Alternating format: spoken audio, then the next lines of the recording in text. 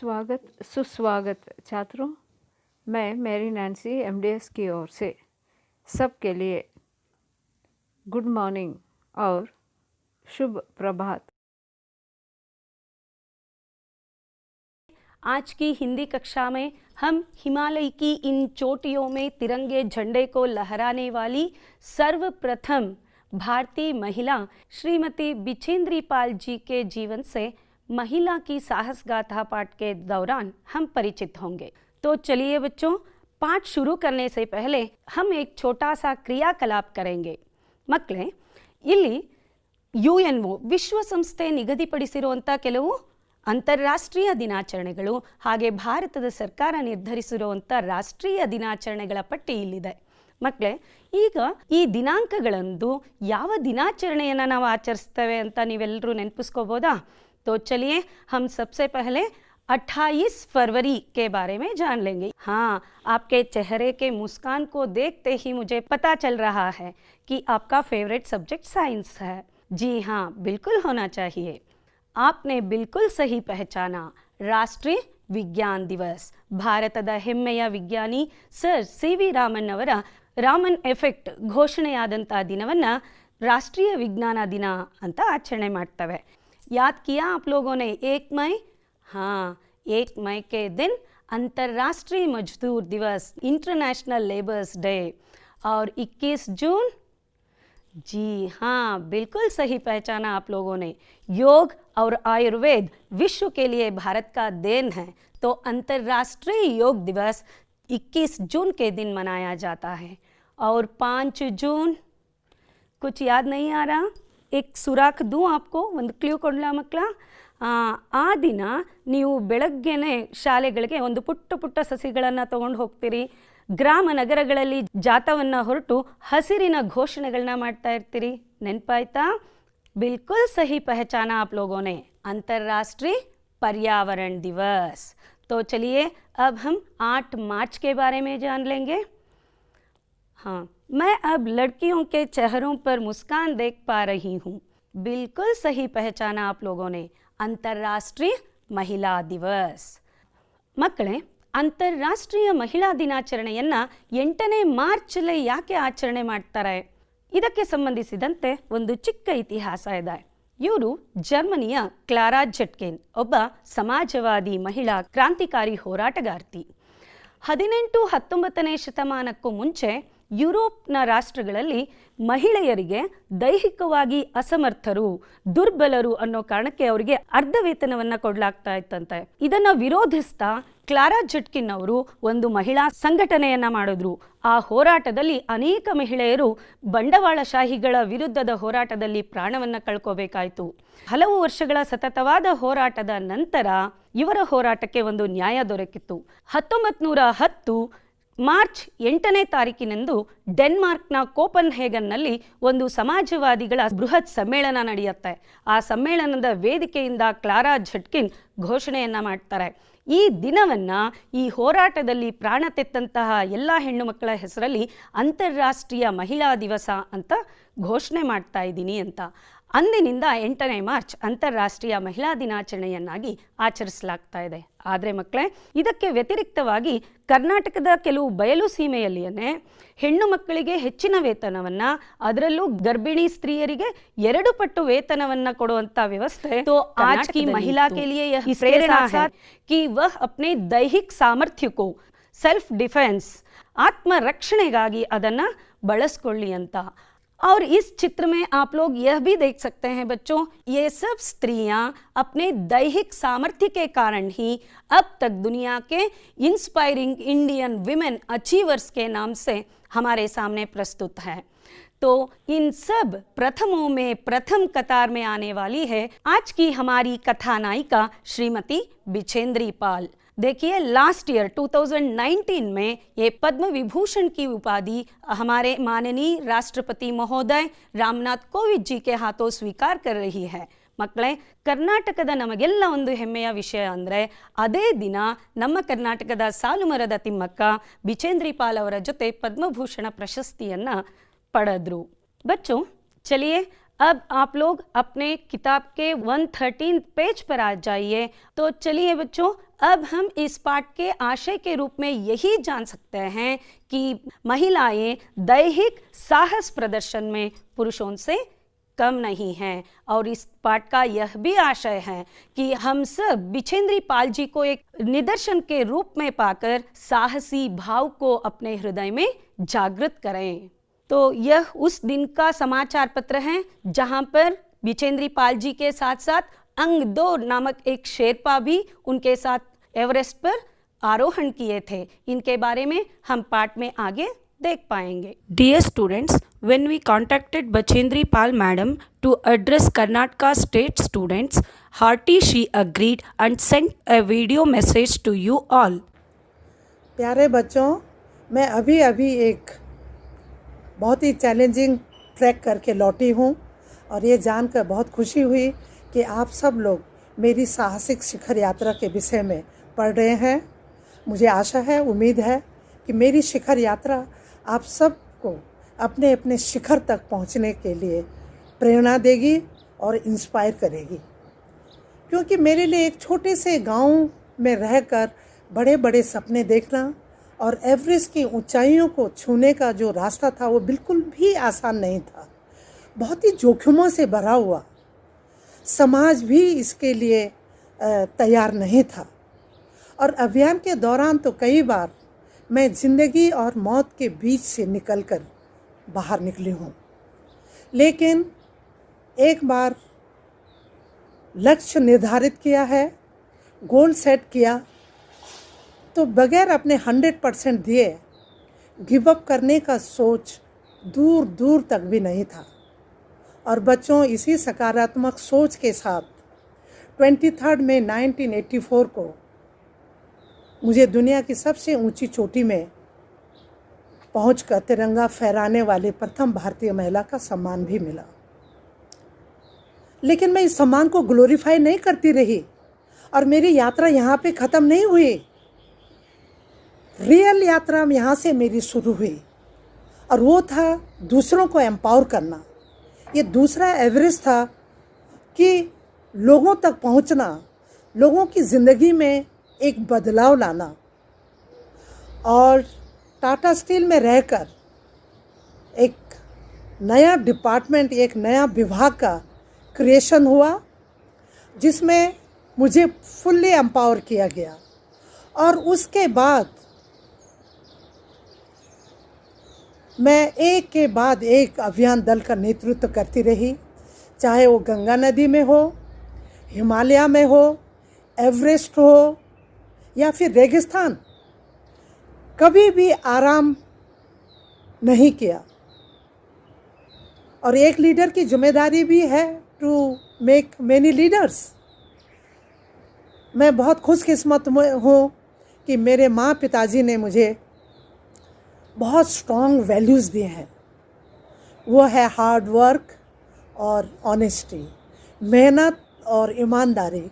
मेरे माँ पिताजी, हमेशा मैंने यही सुना उन लोगों से और उन वैल्यूज़ को प्रैक्टिस करने का मौका मिला टाटा स्टील एडवेंचर फाउंडेशन में रहकर।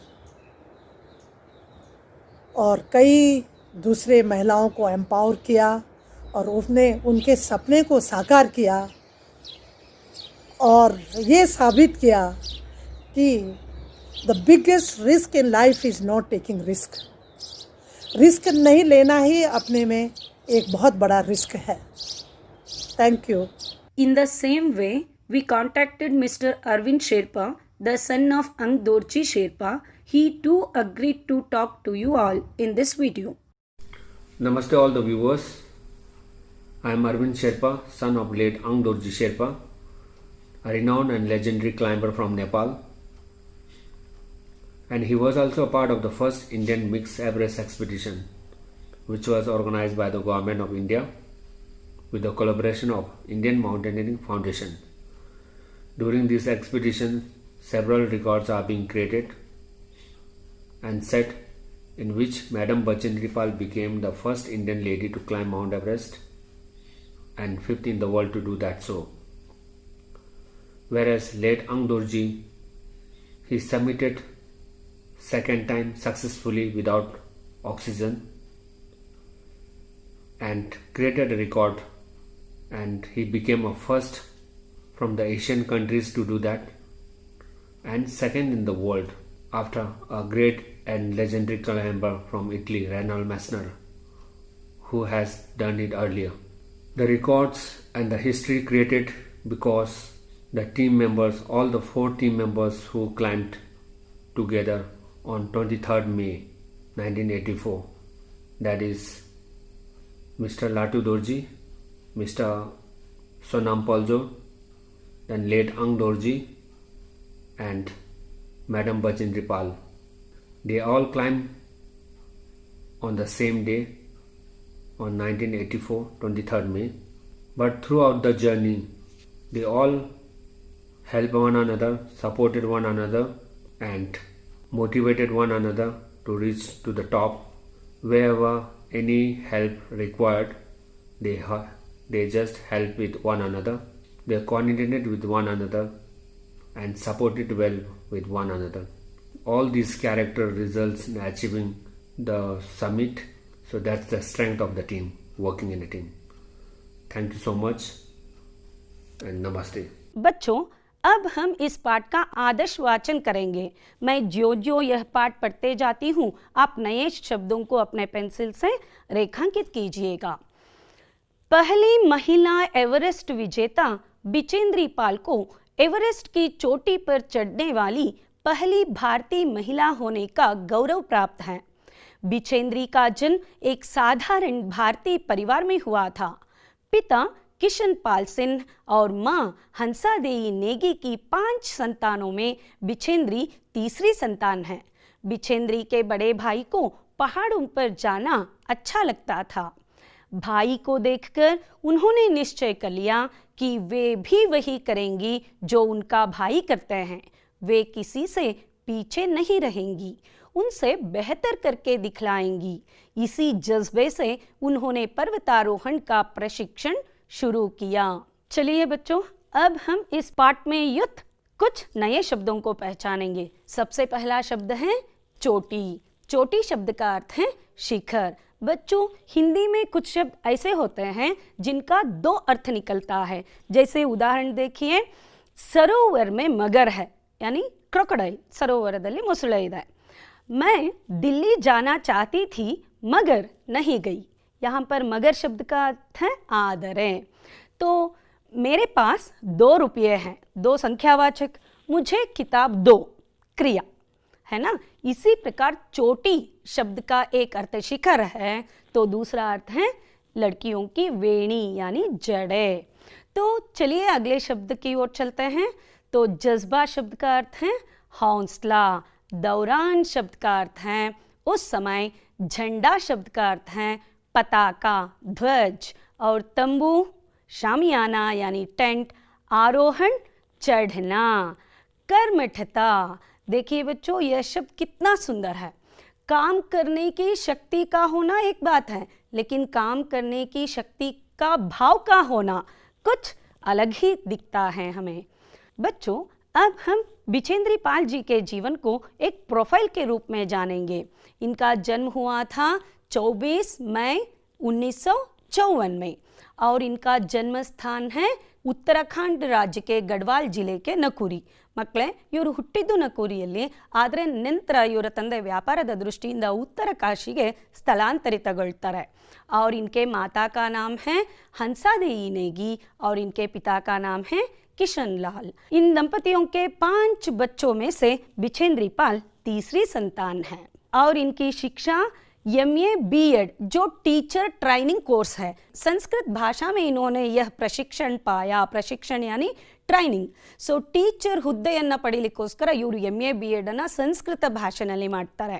चलिए बच्चों, अब हम उनके साहसमय जीवन के लिए पूरक परिश्रम क्या था इसे जानेंगे। आगे चलकर जीवन में इतना बड़ा साहस करें, शायद बिचेंद्री पाल हाई स्कूल की उम्र से ही वे अपने आप को तैयार कर रही थी। देखिए यहाँ पर वे 5 किलोमीटर प्रतिदिन अपने स्कूल तक ಪೈದಲ್ ಜಾಯಾ ಕರ್ತಿ ಥಿ. ಯಾವೆಲ್ಲ ಮಕ್ಕಳು ಪ್ರತಿದಿನ 2-3 ಕಿಲೋಮೀಟರು 4-5 ಕಿಲೋಮೀಟರು ನಡ್ಕೊಂಡು ಅಥವಾ ಬೈಸಿಕಲ್ಗಳಲ್ಲಿ ಬರ್ತಾ ಇದ್ದೀರೋ, ಬಹುಶಃ ನಿಮ್ಮ ದೇಹವನ್ನು ಮುಂದೆ ಎಂಥದ್ದೋ ಒಂದು ಸಾಹಸಕ್ಕೆ ಈಗಿನಿಂದಲೇ ಸಿದ್ಧಗೊಳಿಸ್ಕೊಳ್ತಿದ್ದೀರಿ, ಬಿಚೇಂದ್ರಿ ಪಾಲ್ ಅವರ ರೀತಿ. ಸೊ ಇದಷ್ಟೇ ಅಲ್ಲ ಮಕ್ಕಳ, ನೋಡಿ, ಸಿಲಾಯಿ ಕಾ ಕಾಮ್ ಸೀಖ್ ಕರ್ ಅಪ್ನಿ ಪಢಾಯಿ ಕಾ ಖರ್ಚು ಜುಟಾ ರಹಿ ಥಿ. ಸೊ ಮನೆಯ ಆರ್ಥಿಕ ಪರಿಸ್ಥಿತಿಯನ್ನು ಅರ್ಥ ಮಾಡ್ಕೊಂಡಂಥ ಈ ಹೆಣ್ಣು ಮಗು ಹೊಲಿಗೆಯನ್ನು ಕಲಿತು ಅದರಿಂದ ಬಂದ ಸಂಪಾದನೆಯಿಂದ ತನ್ನ ಶಾಲಾ ಫೀಸ್ ಹಾಗೆ ಪುಸ್ತಕಗಳನ್ನು ಕೊಂಡ್ಕೊಳ್ಳಿಕ್ಕೆ ಬಳಸ್ತಾ ಇದ್ರಂತೆ. ಧನ್ಯ ಹೈ ಐಸಿ ಬೇಟಿಯಾ जो अपने परिवार के आर्थिक स्थिति के बारे में सोचती है. छुट्टियों के दिनों में इनके भाई हमेशा पहाड़ों पर खेलने जाते थे, तो बिचेंद्री भी अपने बड़े भाई के साथ खेलने जाया करती थी. और इसके बाद इन्होंने नेहरू इंस्टीट्यूट ऑफ माउंटेनरिंಗ್ में ಭರ್ತಿ ಕಿ. ಮಕ್ಕಳೇ, ಟೀಚರ್ ಕೋರ್ಸನ್ನು ಮಾಡಿದಂಥ ಇವರು ಶಾಲೆಯಲ್ಲಿ ಶಿಕ್ಷಕಿಯಾಗಿ ಕೆಲಸ ನಿರ್ವಹಿಸಲಿಕ್ಕೆ ನೋಡ್ತಾರೆ, ಆದರೆ ಅದರಿಂದ ಬರ್ತಾ ಇದ್ದಂಥ ಸಂಬಳ ತುಂಬ ಕಡಿಮೆ ಇರುತ್ತೆ. ಆದರೆ ತಮ್ಮ ಊರಿನಲ್ಲಿ ನಡೀತಾ ಇದ್ದಂಥ ಒಂದು ಟ್ರೈನಿಂಗ್ ಸೆಂಟರ್, ಇಲ್ಲೇನಾಗ್ತಾ ಇತ್ತು, ನೆಹರು ಇನ್ಸ್ಟಿಟ್ಯೂಟ್ ಆಫ್ ಮಾउंटेनरिंग में ಸ್ಟೈಫೆಂಡ್ ಬಿ ದೇತೇತೆ, ಅಂದರೆ ಅರ್ಧದಷ್ಟು ಹಣವನ್ನು ಕೊಟ್ಟು ಇವರಿಗೆ ಪರ್ವತಾರೋಹಣದ ಬಗ್ಗೆ ट्रेनिंग करना ಕೊಡ್ತಾ ಇದ್ರು. इसलिए ये टीचर बनने से ज़्यादा इस माउंटेनियरिंग कोर्स करना चाहती थी. आप यहाँ पर देख सकते हैं बच्चों, सबसे पहला पर्वत इन्होंने कालानाग पर्वत की चढ़ाई की, जो 6384 मीटर ऊंचा था. और बाद में जब ये 12 वर्ष की लड़की थी, आज की 7th और 8th स्टैंडर्ड की जो बच्चियाँ हैं, उस उम्र में ये एडवांस कैंप के तौर पर गंगोत्री ग्लेशियर, जिसकी ऊंचाई देखिए 6672 मीटर थी, इस पर उन्होंने 12 वर्ष में चढ़ाई की. और इसके बाद उसी वर्ष रोडगेरो पर्वत की भी इन्होंने चढ़ाई की. इनके इस साहस को देखकर उस इंस्टीट्यूट के जो मुखिया थे ब्रिगेडियर ज्ञान सिंह, इन्हें ಇನ್ಸ್ಟ್ರಕ್ಟರ್ ಕಿ ನೌಕರಿ ದೇದಿ. ಅಂದರೆ ಇವರು ಸೀನಿಯರಿಂದ ತರಬೇತಿಯನ್ನು ಪಡಿತಾ ಇದ್ದಾರೆ, ಇವರ ಸಂಸ್ಥೆಗೆ ಸೇರುವಂಥ ಜೂನಿಯರ್ಸ್ಗೆ ಇವರು ಟ್ರೈನಿಂಗನ್ನು ಕೊಡ್ತಾ ಇದ್ದಾರೆ. ಈ ಹುದ್ದೆಯನ್ನು ಅವರು ಅಲಂಕರಿಸಿದ್ರು. अब आगे हम देख सकते हैं कि 1984 में भारत ने एक टीम बनाया ताकि एवरेस्ट पर सबसे पहले कुछ महिलाओं को हम पहुंचाए. इस टीम में बिचेंद्री पाल जी के साथ 7 महिलाएं और 11 पुरुष भी शामिल थे. आखिरकार यह टीम 23 मई 1984 के दिन दोपहर 1:07 तक. ಮಕ್ಕಳೇ, ಈ ಪಾಠದಲ್ಲಿ ನಿಮಗೆ ಜನರಲ್ ನಾಲೆಡ್ಜ್ ಕ್ವಿಜ್ಗೆ ರಿಲೇಟೆಡ್ ಆಗಿರುವಂಥ ಅನೇಕ ಮಾಹಿತಿಗಳು ಸಿಗ್ತಾ ಹೋಗತ್ವೆ. एवरेस्ट की ऊंचाई जो थी 8848 मीटर की ऊंचे इस एवरेस्ट पर्वत पर दोपहर 1:07 पर ये पूरे टीम ने वहाँ पर चढ़ाई की या पर्वतारोहण किया और भारत के झंडे को लहराया. बच्चों, एपीजे कलाम सर हमेशा एक बात कहा करते हैं, don't stop immediately after your first success, because people will start to think your that success was your luck. तो इसलिए 1984 से 1994 तक ये लगातार महिलाओं को एवरेस्ट और अन्य पर्वतों पर चढ़ाई करने के प्रशिक्षण दे रही थी. इसके बाद में देखिए यहाँ पर भारत की सबसे बड़ी नदी जो गंगा है, गंगा नदी में इन्होंने उत्तर प्रदेश के हरिद्वार से पश्चिम बंगाल के कलकत्ता तक 2500 किलोमीटर के लंबे रास्ते को 20 लड़कियों का एक दल बनाकर रिवर राफ्टिंग, शायद आप लोग रिवर राफ्टिंग के बारे में जानते हैं, रिवर राफ्टिंग के द्वारा इन्होंने पार किया. इसके बाद काराकोरम, जो सियाचिन पर्वत श्रेणियों के बारे में आप लोग जानते हैं ना, सो काराकोरम पर्वत श्रेणियों की चढ़ाई भी इन्होंने जारी की. और आखिरकार हम अब बिचेंद्री पाल को इसी स्थान पे देख सकते हैं कि एवरेस्ट पर पहुंचने वाली पहली भारतीय महिला और 5वीं विश्व महिला के नाम से हम बिचेंद्री पाल के नाम को याद रख सकते हैं. और ये हैं उन्हें प्राप्त सब प्रकार के पुरस्कार. पद्मश्री पुरस्कार मिला, अर्जुन प्रशस्ति मिली, और इन्होंने गिनीज रिकॉर्ड किया. और इसके बाद भारत सरकार द्वारा, जैसे हमने पिक्चर में देखा, पद्म भूषण की उपाधि भी इन्होंने पाया. इसके साथ साथ बहुत सारी यूनिवर्सिटियों ने इन्हें डॉक्टरेट और पीएचडी की उपाधि भी प्रदान की. बच्चों, अब से हम बिछेंद्री पाल जी का सफर जो धरती से एवरेस्ट तक था, उस सफर को जानने की कोशिश करेंगे। इन्हें एवरेस्ट पर चढ़ने तक की प्रेरणा कैसे मिली? यहाँ पर देखिए, सन 1983 में नई दिल्ली में हिमालय पर्वतारोहियों का सम्मेलन हुआ था। वहाँ पर इन्होंने एवरेस्ट पर चढ़ने वाले पहले पुरुष तेंजिंग नोर्गे जो नेपाल से थे उनसे मिली, और जुंके ताबी जो एवरेस्ट पर चढ़ने वाली पहली विश्व महिला थी, इन दोनों से मिली, उनसे प्रेरणा पाई और निश्चय किया वह भी ज़रूर एवरेस्ट तक पहुंचने की कोशिश करेंगी। और यहाँ पर आप एडमंड हिलरी जो न्यूजीलैंड के थे और तेंजिंग नोर्गे जो दोनों एक साथ एवरेस्ट का पर्वतारोहण किए थे, उन्हें देख सकते हैं। इस प्रेरणा प्राप्त करने के बाद आखिर वह दिन आ ही गया। 23 मई 1984 को ये एवरेस्ट पर पहुंचकर भारतीय तिरंगे झंडे को आखिर इन्होंने फहरा ही दिया। इनके साथ आप अंगदोर जी को देख सकते हैं। बच्चों, अंगदोर एक शेर्पा थे। ಮಕ್ಕಳೇ, ನಿಮಗೆ ಶೇರ್ಪಾಗಳ ಬಗ್ಗೆ ಅತ್ಯಂತ ರೋಮಾಂಚಕಾರಿ ವಿಷಯಗಳು ತಿಳಿದು ಬರುತ್ತೆ ನೀವು ಅವ್ರ ಬಗ್ಗೆ ಅಧ್ಯಯನ ಮಾಡಿದ್ದೇ ಆದಲ್ಲಿ. ಇವರು ನೇಪಾಳ ಹಾಗೂ ಭಾರತದ ಗಡಿಯಲ್ಲಿ ವಾಸ ಮಾಡುವಂಥ ಗುಡ್ಡಗಾಡು ಜನ.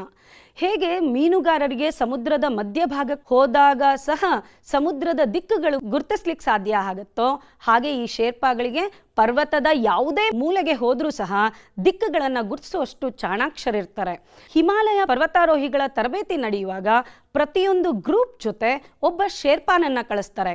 ಅವರು ಈ ಪರ್ವತಾರೋಹಿಗಳಿಗೆ ಸಹಾಯ ಆಗುವಂಥ ಎಲ್ಲ ವಸ್ತುಗಳನ್ನು, ಆಯುಧಗಳನ್ನು, ಜೊತೆಗೆ ಇವರಿಗೆ ಅಗತ್ಯವಿರುವಂಥ ಎಕ್ಸ್ಟ್ರಾ ಆಕ್ಸಿಜನ್ ಸಿಲಿಂಡರ್ ಇವೆಲ್ಲವುಗಳನ್ನು ಹೊತ್ತು ಪರ್ವತಾರೋಹಿಗಳಿಗೆ ಸಹಾಯವನ್ನು ಮಾಡ್ತಾರೆ.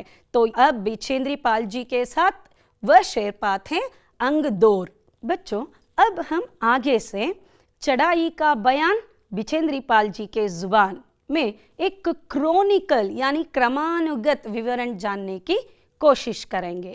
बच्चों, कर्नल कुल्लर जो पर्वतारोही थे उन सब दलों के नेता थे. वे उन 3 शिखर दलों को 2 समूहों में बांटा. जब तक वे साउथ कोल तक पहुंचे तब तक 2 समूहों के रूप में चढ़ते जाएंगे. इसका निर्धारण कर्नल कुल्लर जी ने किया. देखिए यहाँ पर पर्वतारोहण के दिन की तैयारी के बारे में अब बिछेंद्री पाल जी कुछ बोल रही है. यह जो अनुच्छेद है आपके लिए एक बहुत ही इंपॉर्टेंट क्वेश्चन आएगा कि बिछेंद्री पाल जी ने पर्वत तक चढ़ने की तैयारी कैसे की. इसके लिए उत्तर के रूप में यह मिल सकता है. तो यहाँ पर देखिए, उस दिन ये सुबह 4 बजे उठ गई और बर्फ पिघलाकर ಚಾಯ್ बनाई. ಅಲ್ಲಿ ನೀರಲ್ಲಿರುತ್ತೆ, ಇರೋ ಮಂಜುಗಡ್ಡೆಯನ್ನು ಕೆತ್ತೋದು, ಅದನ್ನು ಬಿಸಿ ಮಾಡಿ ಟೀ ಮಾಡೋದು. और इसके बाद आधी बिस्कुट और आधी चॉकलेट का एक हल्का नाश्ता इन्होंने कर लिया. ಮಕ್ಕಳೇ, ಈ ಪರ್ವತ ಪ್ರದೇಶಗಳಲ್ಲಿ ಕೋಕಾಲ್ ಸೀಡ್ಸ್ ಅನ್ನುವಂಥ ಕೆಲವು ಬೀಜಗಳು ಸಿಗುತ್ತೆ. ಅದರಿಂದ ಒಂದು ರೀತಿಯಾದ ಚಾಕ್ಲೇಟ್ ಅನ್ನ ತಯಾರು ಮಾಡಲಾಗುತ್ತೆ. एक चाय, आधी बिस्किट और एक छोटा सा चॉकलेट का टुकड़ा, इसे नाश्ते के रूप में खाकर वे 5:30 बजे अपने तंबू से यानी टेंट से ನಿಕಲ್ ಪಡಿ. ಮಕ್ಕಳೇ, ಇಲ್ಲಿ ಒಂದು ಗಮನಿಸ್ಬೋದು, ದೇಹಕ್ಕೆ ಸಂಪೂರ್ಣ ಆಹಾರ ಸಿಕ್ಕಾಗ ಅದನ್ನು ಸಾಕಷ್ಟು ಶ್ರಮ ವಹಿಸಲಿಕ್ಕೆ ಬಳಸ್ಕೊಳ್ಳೋದು ಕಷ್ಟ ಆಗತ್ತೆ. ದೇಹಕ್ಕೆ ಮಿತ ಆಹಾರ ಇದ್ದಷ್ಟು ದೈಹಿಕ ಶ್ರಮವನ್ನು ಅತಿ ಹೆಚ್ಚಿನ ಪ್ರಮಾಣದಲ್ಲಿ ನಾವು ಬಳಸ್ಬೋದು. तो इसलिए पहाड़ चढ़ने के काम के लिए ये बहुत ही हल्का नाश्ता करके निकली. हल्का शब्द का अर्थ है हगूरा. ಇದರ ವಿರುದ್ಧ ಪದ बोझा या भारी. जब ये 5:30 बजे तंबू से निकली तब अंगद जी ने इनसे प्रश्न पूछा, क्या जरूर आप मेरे साथ चलना चाहेंगी? ಎಲ್ಲ ಲಗೇಜ್ ಹಾಕೊಂಡು ಹೊರಟು ನಿಂತ್ಬಿಟ್ಟಿದ್ದಾರೆ. ಆ ಕ್ಷಣ ಅಂಗದೋರ ಕೇಳ್ತಾರೆ, ಖಂಡಿತ ನೀವು ನನ್ನ ಜೊತೆ ಬರೋಕ್ಕೆ ರೆಡಿ ಇದ್ದೀರಾ ಅಂತ. ಯಾಕೆ ಈ ಮಾತನ್ನು ಕೇಳ್ತಾರೆ ಅಂದರೆ ಮಕ್ಕಳೇ, ಆ ದಿನ ಸಂಪೂರ್ಣ ಹವಾಮಾನ ವ್ಯತಿರಿಕ್ತವಾಗಿತ್ತು. ಬೆಳಗ್ಗೆ ಇವರು ಚಾರಣಕ್ಕೆ ಹೊರಡಬೇಕು. ಹಿಂದಿನ ದಿನ ರಾತ್ರಿ ಆಕ್ಸಿಜನ್ ಸಿಲಿಂಡರ್ ಒಂದು ಬರ್ಸ್ಟ್ ಆಯಿತು. ಇನ್ನೇನು ಬೆಳಗಿನ ಜಾವ 5:30ಗೆ ಹೊರಡಬೇಕು. ಮಧ್ಯರಾತ್ರಿ 1 ಗಂಟೆಯಿಂದ 3-4 ಗಂಟೆಯವರೆಗೂ ಸತತವಾಗಿ ಹಿಮಮಳೆ ಸುರಿತು. 7 ಜನ ಮಹಿಳೆಯರ ತಂಡದಲ್ಲಿ ಕೆಲವರು ಗಾಯಾಳು ಆದರು, ಇನ್ನು ಕೆಲವರು ನಾವು ಈ ಬಾರಿ ಚಾರಣ ಮಾಡೋದಿಲ್ಲ ಅನ್ನೋ ನಿರ್ಧಾರಕ್ಕೆ ಬಂದರು. सिर्फ अकेली बिचेंद्री पाल अपने विश्वास से अडिग थी कि वह ज़रूर इस पर्वतारोहण को सफल बनाएंगी. तो इसलिए देखिए कितनी अच्छी बातें कहती है वह. मुझे मार्गदर्शन देते हैं, अंग दोराजी पर विश्वास था और आरोहण क्षमता के बारे में और अपनी कर्मठता के बारे में भी मैं बहुत ही ಅಶ್ವಸ್ಥ ಥಿ, ಅಂದರೆ ಸಂಪೂರ್ಣ ಭರವಸೆ ಇತ್ತು, ನಾನು ಖಂಡಿತ ಇದರಲ್ಲಿ ಸಫಲತೆಯನ್ನು ಗಳಿಸ್ತೀನಿ ಅಂತ.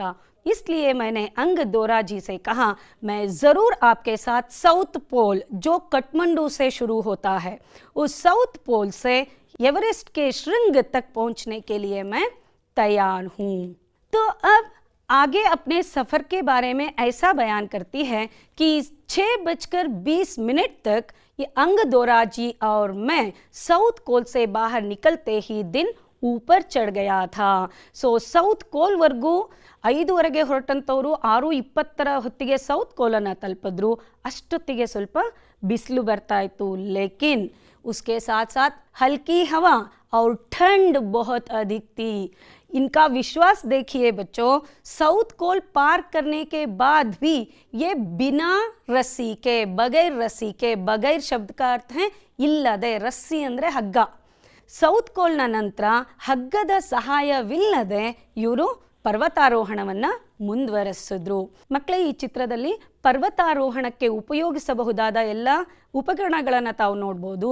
ಹಾಗೆ ಈ ಚಿತ್ರದಲ್ಲಿ ಗಮನಿಸಿ, ಈ ರೀತಿ ಒಂದು ಹಗ್ಗದ ಸಹಾಯದಿಂದ ಹಿಮ ಪರ್ವತಗಳನ್ನು ಏರಲಾಗ್ತಾ ಇತ್ತು.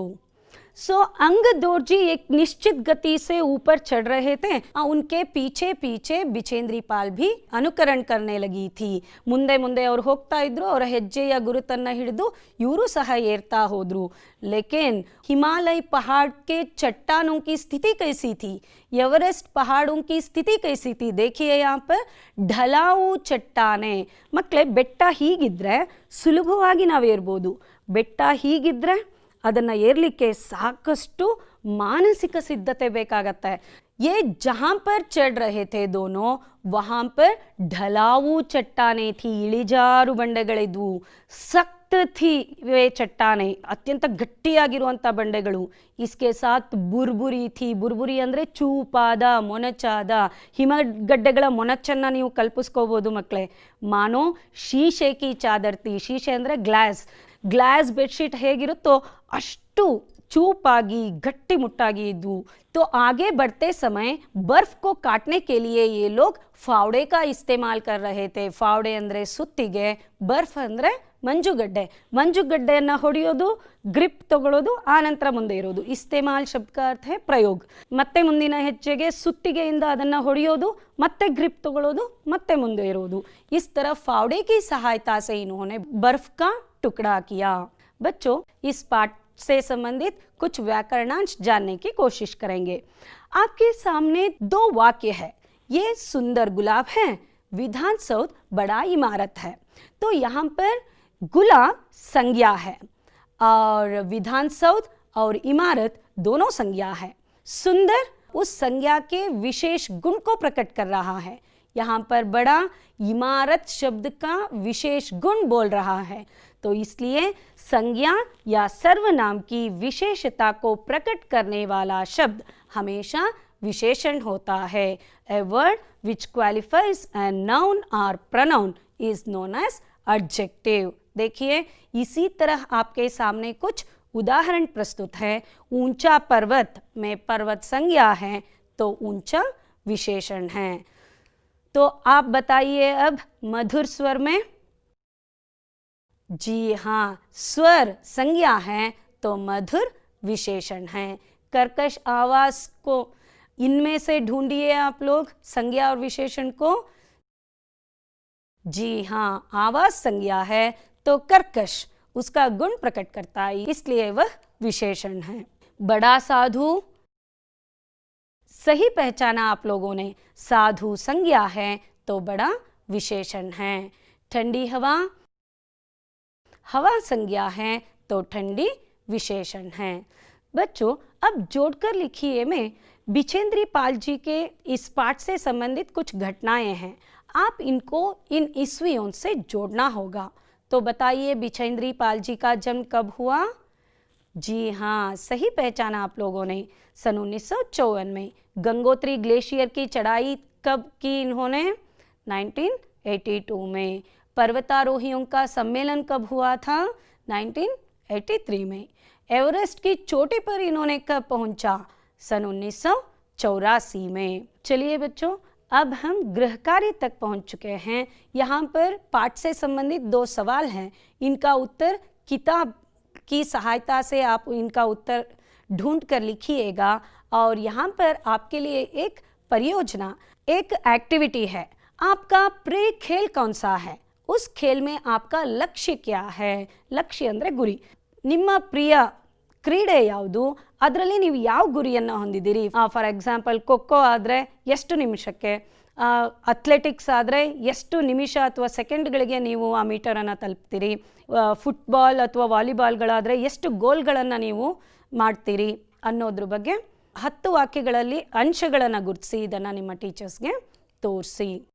बच्चों, बिचेंद्री पाल जी हमेशा यही कहा करती थी कि biggest risk in life is not taking any risk. इनके साहसमय जीवन से हम प्रेरणा पाए हैं, ऐसा मेरा उम्मीद है। और यह पाठ आप लोगों को समझ में भी आया होगा। तो धन्यवाद आपको, अगली कक्षा में फिर मिलेंगे। तब तक अपना ख्याल रखिएगा और सुरक्षित रहिए। धन्यवाद।